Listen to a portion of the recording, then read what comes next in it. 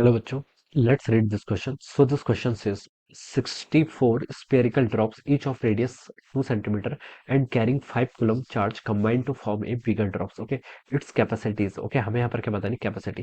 Capacity से क्या मतलब होता है? कैपेसिटी का मतलब होता है कैपेसिटर, कैपेसिटेंस की बात कर रहे हैं। ओके, मतलब चार्ज स्टोर करने की जो कैपेसिटी होती है उसकी बात कर रहे हैं। राइट, तो देखिए बच्चों, इस क्वेश्चन का की कॉन्सेप्ट आप क्या लिख सकते हैं? The key concept of this question, यहाँ पर देखिए हमें क्या बताना है? Its capacity. कैपेसिटी को क्या करना है? यहाँ पर कैलकुलेट करके बताना है। ओके, यानी कि हमें कैपेसिटेंस बताना है। ओके, कैपेसिटेंस यहाँ पर हमें कैलकुलेट करके बताना है। ओके, तो चलिए इस क्वेश्चन को स्टार्ट करते हैं।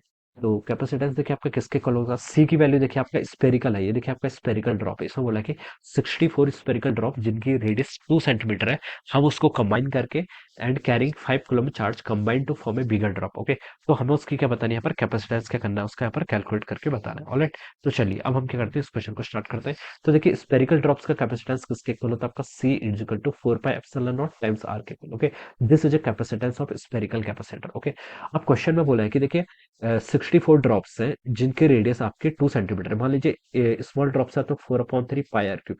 दिस देखिए ड्रॉप्स, देखिए अगर हम ड्रॉप्स को मिला के एक बिगर ड्रॉप्स बनाएंगे तो एक चीज तो क्लियर है कि वॉल्यूम आपका कांस्टेंट रहना है। ओके, वॉल्यूम क्या रहना है? कांस्टेंट रहना है। मैंने मान ली small r is the radius of the each drop. Okay, और कितनी है टोटल आपके? 64। इसको हमने कंबाइन कर लिया, ये एक बिगर ड्रॉप्स बनाएंगे। और बिगर ड्रॉप्स की वॉल्यूम हम मान लेते हैं 4/3 पाई, इसके रेडियस हम कैपिटल आर मान लेते हैं, तो यहाँ से आपका इसके इक्वल हो जाएगा। ऑलराइट, 4/3 पाई से 4/3 पाई कैंसिल हो जाएगा, 64 R cube it is equal to, यहाँ से आर क्यूब के इक्वल हो जाएगा। और आप लिख सकते हैं यहाँ से कैपिटल आर की वैल्यू कितनी होगी? यहाँ से 4 आर के इक्वल आ गई। ओके, ये हम यहाँ पर से ऐसा लिख सकते हैं। और स्मॉल आर की वैल्यू आपको गिवन है क्वेश्चन में कितनी? 2 सेंटीमीटर, तो हम लिख सकते हैं हो जाएगा 4 into 2 centimetre, 2 into 10 to the power -2 metre. इसके या फिर हम इसको लिख सकते हैं आपका 8 सेंटीमीटर या फिर 8 into 10 to the power -2 metre. Okay, ये आपने यहाँ से कैपिटल आर की वैल्यू फाइंड आउट कर ली, जो आपका बिगर स्क्वायर बनेगा उसकी रेडियस आपने फाइंड आउट कर ली। अब देखिए आपको कैपेसिटेंस बताना है। कैपेसिटेंस देखिए 4 pi epsilon not. 4 pi epsilon not की वैल्यू देखिए किसके इक्वल होती है? ये वैल्यू होती है आपकी, देखिए 1/4 पाई एप्सिलॉन नॉट की वैल्यू 9 के equal, 9 into 10 to the power 9 के इक्वल होती है। तो ये आपका 1 4 पाई एप्सिलॉन नॉट की वैल्यू सिर्फ आपकी 9 into 1 divided by 9 into 10 to the power 9 के इक्वल हो जाएगी, इंटू आर। आर क्या आपके? Radius of the bigger drops. कितना हो जाएगा आपका? 8 into 10 to the power -2। Okay, ये लिख सकते हैं।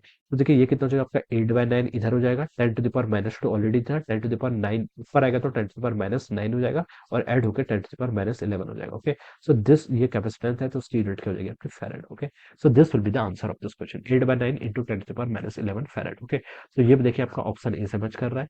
So we can say that option A will be the correct answer of this question. All right. So I hope we all understood this concept. All the best and thank you.